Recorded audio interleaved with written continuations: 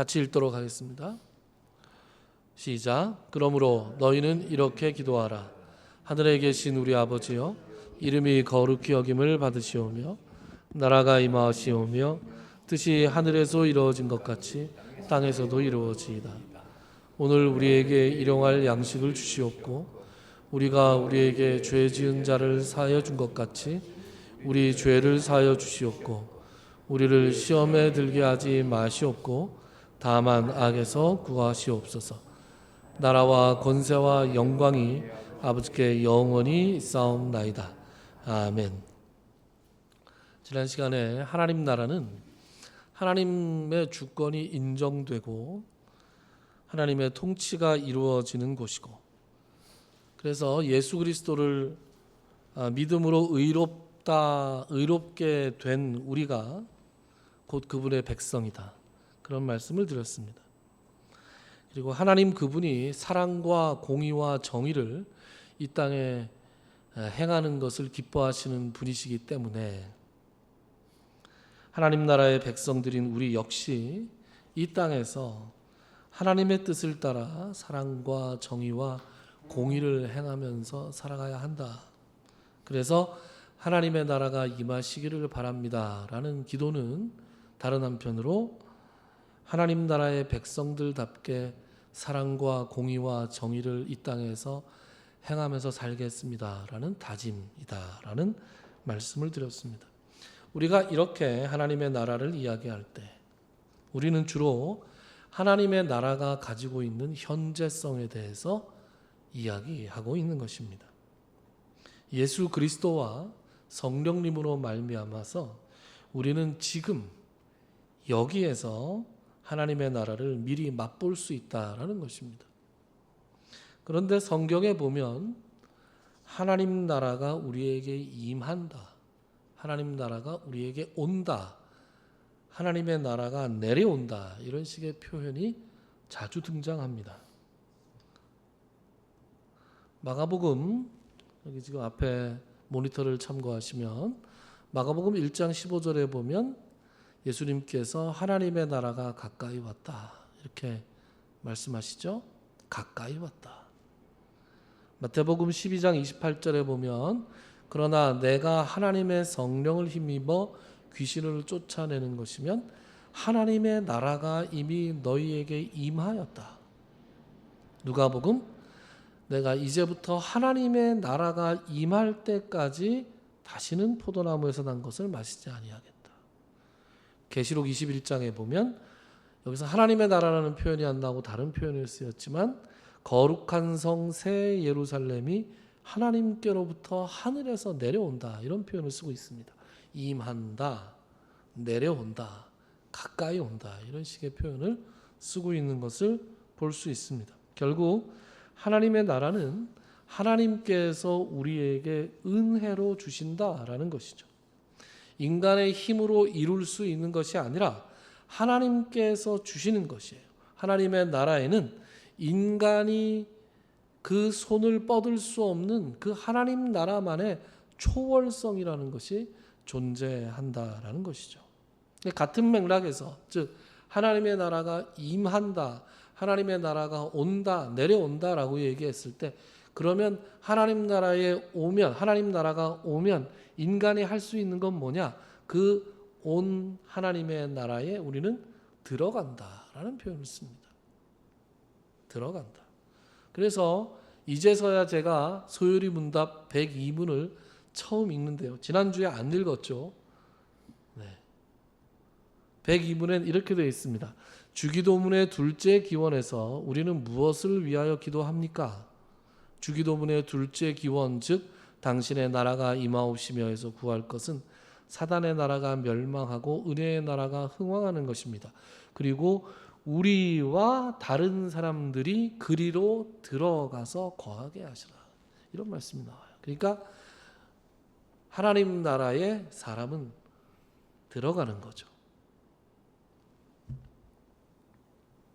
하나님 나라에 우리가 들어간다라는 표현은 소요리 문답 102문에서 나오는 것처럼 성경 곳곳에도 여러 군데서 나옵니다. 마태복음 21장 31절에 보면 이런 말씀이 나오죠. 세리들과 창녀들이 너희보다 먼저 하나님의 나라에 들어갈 것이다. 들어간다라는 말이 나와요. 요한복음 3장 5절 유명한 말씀이죠. 사람이 물과 성령으로 나지 아니하면 하나님의 나라에 들어갈 수 없느니라. 사도 바울은 사도행전 14장에서 우리가 하나님의 나라에 들어가려면 많은 환난을 겪어야 할 것이다, 이렇게 말씀하고 있고요. 마지막으로 갈라디아서 5장에 보면 투기와 술 취함과 방탕함과 또 그와 같은 것들이라 전에 너희에게 경계한 것 같이 경계하노니 이런 일을 하는 자들은 하나님의 나라를 유업으로 받지 못할 것이다. 그러니까 조금 다른 표현으로 하나님의 나라를 유업으로 받지 못한다, 이런 표현을 쓰고 있습니다.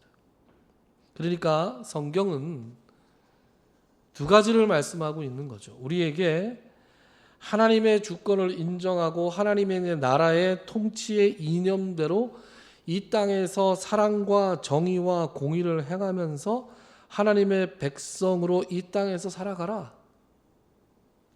그렇게 해서 하나님 나라의 맛을 봐라. 이렇게 가르침과 동시에 온전한 하나님의 나라는 하나님께서 주시는 것이고 우리는 거기에 들어가는 것이다. 그것을 유업으로 받는 것이다. 이렇게 가르치기도 한다라는 것입니다. 그것을 일컬어 하나님 나라의 미래성이다, 이렇게 말합니다. 그래서 신앙 연조가 오래되신 분들은 아마 들어보셨을 거예요. 예수 그리스도의 오심, 처음 오셨을 때 하나님의 나라가 이미 임했고 예수 그리스도께서 재림하실 때 비로소 임하실 하나님의 나라, 즉 아직은 오지 않은 장차 오실 하나님의 나라가 있다, 이렇게 많이 우리가 들어왔습니다. 여기 제가 표로 좀 정리를 했는데요, 이렇게 됩니다. 그러니까 예수님이 처음 오셨을 때 하나님의 나라가 이미 임했어요. 그런데 예수님의 재림과 함께 장차 임할 하나님의 나라가 존재하는 것입니다. 그래서 이런 표현을 많이 쓰죠. 영국에서 쓰는 방언으로 already라는 표현을 씁니다. 이미, yet, 아직. 하나님의 나라는 이미 와 있으나 아직 완성되지 않았다라는 표현을 많이 씁니다. 그래서 하나님의 나라의 현재성을 하나님 나라에는 현재성이 있고 하나님 나라에는 미래성이 동시에 존재한다라는 것입니다. 그래서 초림과 재림 사이를 살아가는 우리 신자들은 이 이미 already라는 것과 아직 yet 사이를 살아갑니다. 이것을 하나님의 나라와 하나님의 나라의 현재성과 미래성 사이의 긴장 관계에서 우리가 살아간다, 이렇게 신학자들이 이야기합니다. 그러니까 하나만 기억하시면 됩니다. 하나님 나라에는 현재성과 미래성이 동시에 존재한다. 한때 우리는 말이죠, 천국은 죽어서 가는 곳이다, 이렇게 믿었습니다. 지금도 천국은 죽어서 가는 데 아니야? 이렇게 생각하시는 분들도 사실 많습니다. 그런데 어느 시점부터 천국을 죽어서 가는 곳이다, 이렇게 얘기하면 좀 신앙의 연조가 있는 분들 사이에서는 아주 무식한 소리다, 이런 취급을 좀 받았어요. 대략 제가 이렇게 돌아보면 한 30년 전부터 그랬던 것 같아요. 청년부 시절에, 제가 청년 시절에 청년부를 지도하던 전도사님이 여름 수련회에 가서 하나님 나라에 대한 특강을 했어요. 그때 제가 그때 당시로서는 처음 들어보는 얘기를 들었습니다. 그게 뭐냐 하면 이미 임한 하나님의 나라와 장차 임하실 하나님의 나라라는 것에 대해서 already, yet 그러면서 하나님 나라의 현재성, 미래성 이러면서 특강을 해주시는데 그때 뭐라 그럴까? 뭔가 눈이 확 떠지는 그런 느낌을 받았던 것 같아요. 저는 개인적으로. 그래서 뭔가 시원한 느낌, 뭔가 풀리지 않던 것이 풀리던 느낌, 그런 느낌을 받았어요. 그전에는 교회에서 그런 얘기를 안 해줬거든요. 물론 뭐 해주셨는데 맨날 조느라고 제가 못 들었는지 모르겠습니다만 그랬을 가능성도 상당히 있습니다. 그런데 어쨌든 그 하나님 나라에 대한 이야기를 그 전도사님이 해주시고 나중에 신학교 가서 그 하나님 나라에 대해서 배우는데 야, 이런 게 있었구나 라는 생각을 했었습니다. 그 이후로 한 30년 정도 된 그 이후로 목사들이나 또 신학자들이나 다 하나님 나라에 대해서 이야기할 때 이제 하나님 나라의 현재성과 미래성에 대해서 이야기하는 것이 기본이 돼 있습니다. 그런데 모든 신학이나 철학이나 뭐 사회 사상이나 이런 것들이 다 그렇듯이 좀 양쪽 극단을 좀 오고 가는 경향이 있잖아요. 예를 들어서 개인의 자유가 굉장히 강조되는 사회에서 그게 문제가 있으니까 반대로 갔는데 너무 또 집단의 이 공공성, 이익만을 강조해서 개인의 자유가 파묻히고 이렇게 왔다 갔다 하잖아요. 그죠? 극단을 좀 왔다 갔다 하면서 좀 이제 중심을 잡는데 신학도 그런 것 같아요.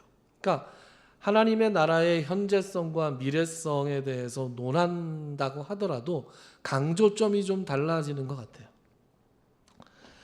예전에 즉 옛날에는 천국은 죽어서 가는 곳이다. 그러니까 천국에 대한 미래성을 강조하던 시대에 하나님 나라에는 미래성만 있는 게 아니라 현재성도 있어 하면서 현재와 미래를 같이 논하면 결국은 뭘 강조하는 거예요? 현재성을 강조하게 되는 거죠.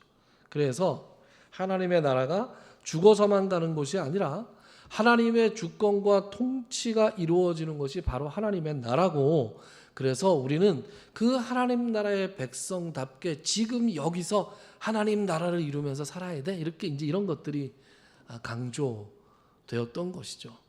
그런 강조가 이루어져 와서 지금쯤은 말이에요. 제가 느끼기에는 각자가 느끼는 것이 좀 다를 수 있겠지만 우리의 신앙이 너무 현세적으로만 흐르고 있는 것은 아닌가, 이런 생각을 좀 할 때가 있습니다. 지금 여기서 요거는 강조되고 있는데 장차 오실 하나님의 나라, 인간의 모든 상상력을 초월한 하나님께서 오직 은혜로만 주실 수 있는 그 하나님 나라에 대한 소망은 오히려 희미해지고 있지는 않은가, 그런 생각을 해보게 된다는 것입니다. 여러분, 왜 장차 오실 하나님의 나라에 대한 소망이 희미해지고 있을까요? 혹시 세상이 너무 살만해서 그런 건 아닌가요? 그런 생각을 해봤습니다. 요즘 대한민국에 국한해서 대한민국 사람들은 참 전례가 없는 그런 풍요를 누리고 있죠. 언제부터 우리가 이렇게 고기를 아무 때나 이렇게 자주 먹게 됐습니까? 불과 우리 어렸을 때, 제가 어렸을 때만 하더라도 고기는 명절 때나 구경하던 거잖아요. 그래서 저는 명절 때 집에서 고기를 먹어본 적이 별로 없는 것 같아요. 그러니까 신문지에 이렇게 둘둘 싼 쇠고기가 집에 왔다가 나갔다 왔다 나갔다 하는 건 많이 봤어요. 근데 그게 입으로 들어온 적은 별로 없었던 것 같아요. 이 설교를 들으실 우리 어머니가 펄쩍 드실지 모르겠지만 그때 그 당시에는 명절 때 쇠고기를 가지고 선물을 하지 않았습니까? 고기 한 근, 두 근. 이 고기의 근수는 그 절친함, 친밀함과 감사함에 비례했죠. 이제 많이 고마우면 두 근, 세 근은 정말 뭐 전 세계 나라를 구할 정도로 고마워야 세 근 선물했던 것 같고, 그렇게 그죠? 구워 먹기보단 주로 국을 끓여서 먹지 않았습니까? 한꺼번에 많은 사람이 먹어야 되기 때문에 그랬던 것 같습니다. 형편이 안 돼서 고기를 사서 선물할 형편이 안 되면 남의 집에서 들어온 고기를 또 이렇게 그대로 갖다 주는 뭐 그런 경우도 있었던 것 같아요.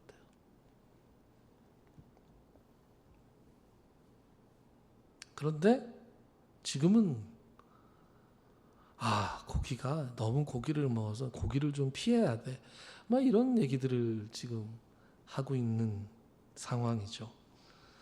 옛날에 집집마다 차가 한 대씩 있는 날이 온다. 그래서 우리 다 웃었잖아요. 야, 집집마다 차가 한 대씩 온다고? 그랬는데 지금 집집마다 차가 한 대 있는 게 아니라 사람 한 사람마다 차가 막 한 대 있는 그런 집도 뭐 허다하고, 어떤 집은 뭐 한 사람이 두 대를 가지고 있는 집도 있죠. 좀 여유가 있는 그런 집 같은 경우에는. 그리고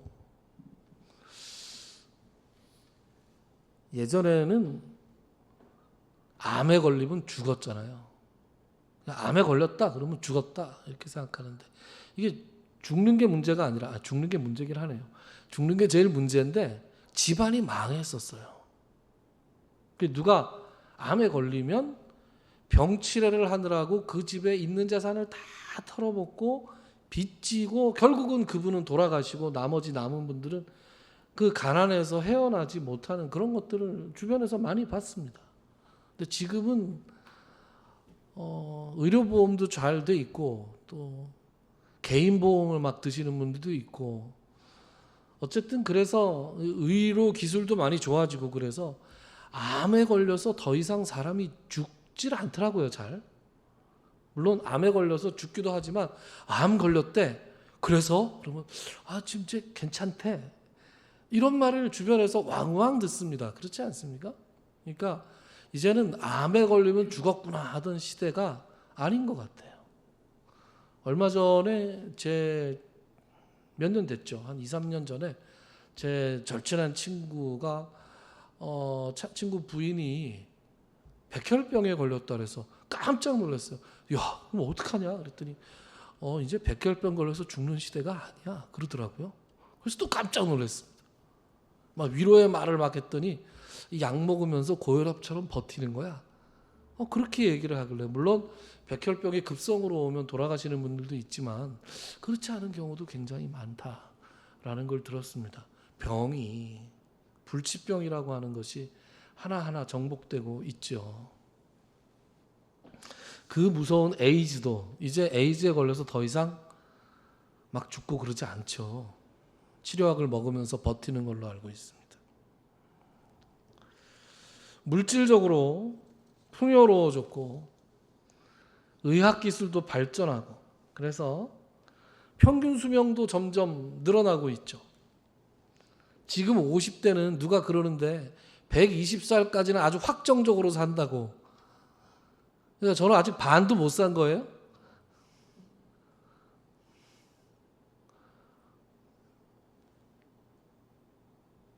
요즘 인공지능이라는 게 또 유행합니다. 그죠? 인공지능.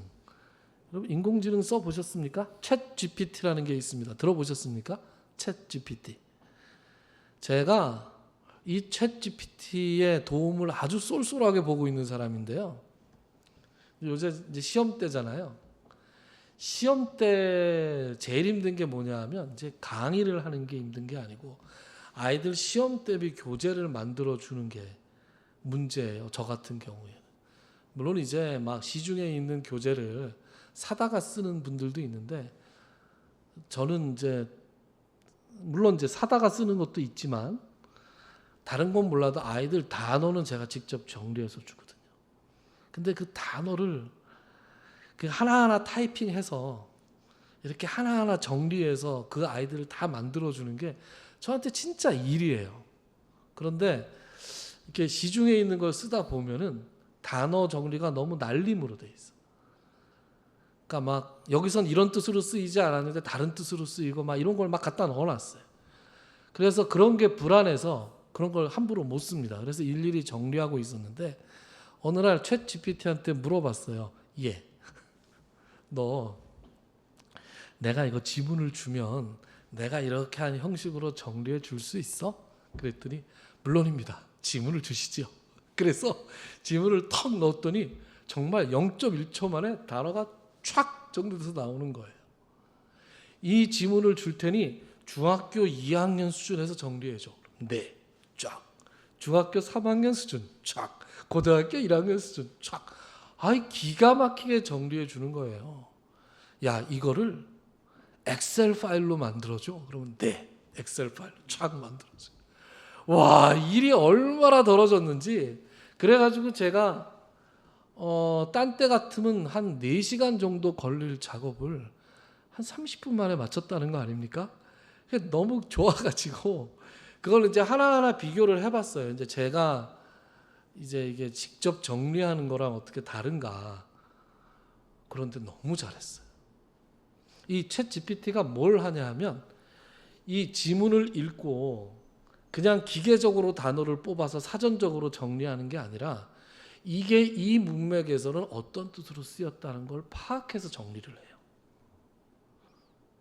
기가 막히는 시대가 온 겁니다. 그러니까 이 정도 쓰는 거 가지고 저한테는 그게 제일 편한 지금 기능이에요. 그래서 좀 별의별 걸 다 해줍니다. 내가 몇 살의 남자인데 체중이 몇 킬로고 몸무게가 키가 몇 센치고 어쩌고 한데 내가 평소에 운동을 하나도 안 하는 사람이고 내가 음식은 주로 뭘 좋아하고 뭘 안 좋아하는데 나를 위해서 2달짜리 다이어트하고 식단 운동 프로그램 짜줘. 그럼 네. 그런 다음에 쫙 짜줘요. 기가 막히게 짜줍니다. 우리가 그런 시대에 살고 있어요. 굉장히 편안하고 굉장히 기가 막힌, 그러니까 아주 살만한 세상에 살아가고 있다. 점점 살만한 세상이 되고 있다. 어떤 측면에서. 그런데 그렇게 세상이 살만하면 사람은 하나님 나라에 대한 소망을 희미하게 가지게 되지 않습니까? 그래서 주님, 이것도 좋사오니 여기서 좀 오래오래 살다가 나중에 가겠습니다. 그렇게 되지 않겠습니까? 그런데 말이죠. 세상이 아무리 살만하다 하더라도 사람이 영원히 살 수 있습니까? 저는 늘 예수님의 재림, 그것으로 인한 세상의 종말, 이런 것들을 생각할 때마다 아니 예수님의 재림이 언제 오는 것보다 더 중요하고 더 확실한 건 내 개인적인 종말이 있잖아, 이렇게 생각하는 겁니다. 예수님의 전 우주적인 종말을 내가 눈으로 보기 전에 내가 개인적으로 종말하잖아요. 사람은 영원히 살 수 없습니다. 우리가 풍요롭고 너무나 살기 좋은 이 세상에서 오래오래 사는 거 좋습니다. 그러나 우리가 죽기 그 직전까지 그 풍요와 그 좋은 것들을 다 누리면서 건강한 상태에서 누리면서 살 수 있느냐 하는 것이죠. 우리의 수명이 10년, 20년 늘어날 수 있습니다.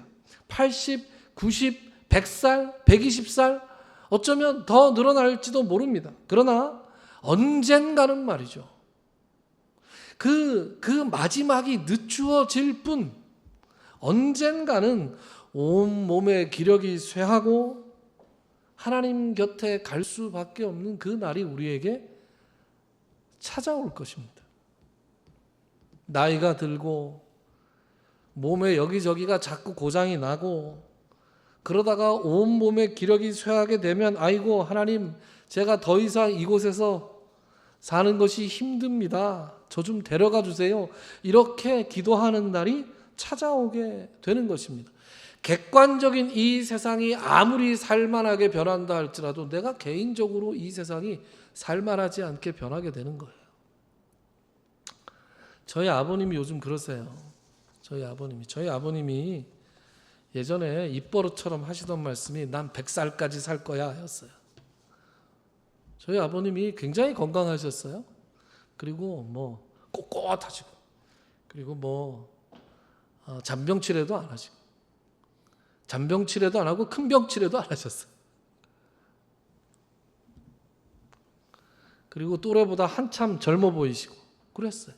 그런데 1년 전에 한쪽 고관절이 부러지고, 또 그래서 간신히 회복했더니 얼마 전에 또 한쪽 고관절이 부러지시고, 그래가지고 입원을 했는데 또 무슨 감염이 돼서 또 격리되고 이러면서, 얼마 전에 제가 면회를 갔더니 저한테 그런 말씀을 하세요. 야, 내가 말이야, 하나님한테 나 빨리 데려가라고 기도를, 빨리 데려가시라고 기도했어. 그래서 제가, 아버지 무슨 말씀이세요? 100살까지 사신다면서요. 아직 10년 남았어요. 그랬더니, 야, 그거 취소야. 취소야. 그거 없던 얘기야. 아이고 힘들어. 그런 얘기를 하시는 거예요. 그런 말을 하는 저희 아버님이나 저나 그것이 그렇게 막 슬프고 그러지 않았어요. 우리가 말이죠, 이 세상에 더 이상 미련을 가지게 되지 않는 그런 날이 찾아옵니다. 이 세상에 더 이상 어떤 미련도 어떤 소망도 없는 그런 날이 우리에게 찾아오게 돼 있습니다. 예수님께서는 하나님의 나라가 도둑처럼 임할 것이다, 이렇게 말씀하신 적이 있잖아요. 그래서 깨어 있어라. 하나님의 나라뿐만이 아니라 우리의 개인적인 종말도 도둑처럼 우리에게 임할 것입니다. 그럴 때 우리가 붙잡을 수 있는 게 뭐예요? 바로 하나님의 나라죠. 하나님이 주실 그 나라에 우리는 하나님의 백성이 되고, 하나님은 우리와 함께 계시고, 모든 눈물을 우리에서 다 닦아주시고, 다시는 사망이나 애통하는 것이나 고기나 아픈 것이 다시는 있지 않는 그런 하나님의 나라, 그 하나님의 나라가 바로 우리의 유일한 소망이 되는 것이죠. 여러분, 히브리서 11장 13절부터 16절 말씀, 제가 굉장히 좋아하는 말씀인데, 그래서 사실 이 말씀을 따라 제가 이 말씀을 따라 우리 교회의 이름을 처음에 나그네 교회 이렇게 지을까? 그러다가 교회 이름이 나그네는 좀 이상하다. 그래서 그럼 길손으로 바꿀까? 길손교회. 무슨 주막 이름 같다 누가 그래가지고 그래서 이렇게 하다가 결국 길이라는 거에 이제 이 모티브를 가지고 갓길 교회가 됐어요. 그런데 제가 처음에 이 구절에 따라서 제가 나그네라는 이 말이 너무 좋아서 교회 이름을 나그네 교회로 할까 한 적도 있습니다. 같이 한번 제가 읽어볼게요. 제가 읽겠습니다. 13절부터 16절까지. 이 사람들은 다 믿음을 따라 죽었으며 약속을 받지 못하였으되 그것들을 멀리서 보고 환영하며 또 땅에서는 외국인과 나그네임을 증언하였으니 그들이 이같이 말하는 것은 자기들이 본향 찾는 자임을 나타냄이라. 그들이 나온 바 본향을 생각하였더라면 돌아갈 기회가 있었으려니와 그들이 이제는 더 나은 본향을 사모하니 곧 하늘에 있는 것이라. 이러므로 하나님이 그들의 하나님이라 일컬음 받으심을 부끄러워하지 아니하시고 그들을 위하여 한 성을 예비하셨느니. 여러분, 히브리서 11장은 믿음장이라고 불리는 성경이죠. 믿음의 사람들이 쭉 열거되어 있습니다.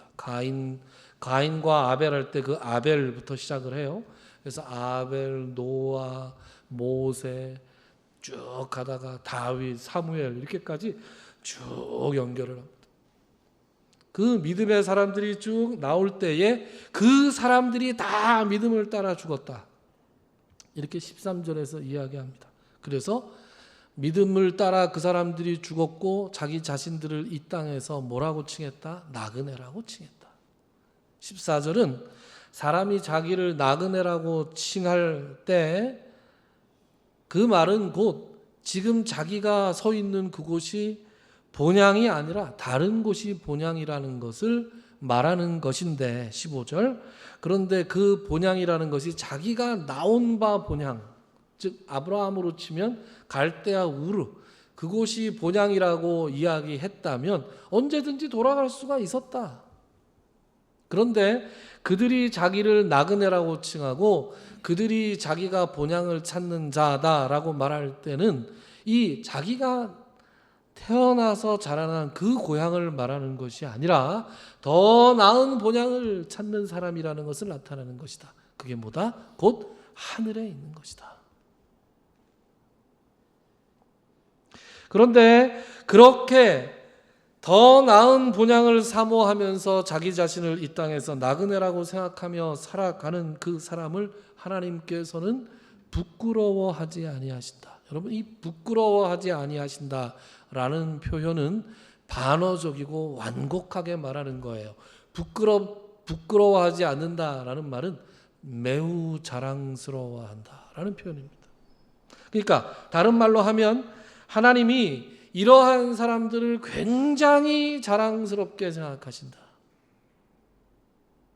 그래서 이 여기 나오는 표현으로는 그들의 하나님이라 일컬음 받으시는 것을 자랑스럽게 생각하신다고요. 그래서 우리가 성경에서 유명하게 우리가 잘 알고 있는 표현이 뭐예요? 아브라함의 하나님, 이삭의 하나님, 야곱의 하나님. 하나님이 내가 아브라함의 하나님이야. 너 이삭 알아? 내가 그 이삭의 하나님이야. 이렇게 누구누구의 하나님이라 일컬음을 받는 것을 굉장히 자랑스럽게 생각하십니다. 그럴 때 그 누구누구의 자기 이름으로 한번 넣어보세요. 하나님이 내 이름으로 일컬음을 받으시는 것을 자랑스러워하실까?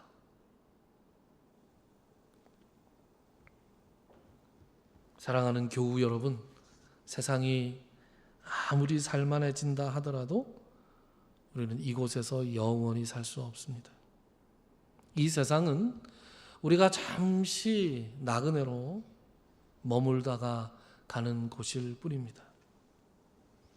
그러므로 장차 오실 하나님의 나라를 소망하며 살아가시는 여러분들이 될 수 있기를 바랍니다. 그 하나님의 나라를 소망하고 이 땅에서 나그네로 살아갈 때 하나님께서는 우리의 이름으로 일컬어지는 것을 자랑스럽게 여기실 것입니다. 그러한 자리에 갈 수 있는 저와 여러분이 될 수 있기를 주님의 이름으로 축원합니다. 기도합시다.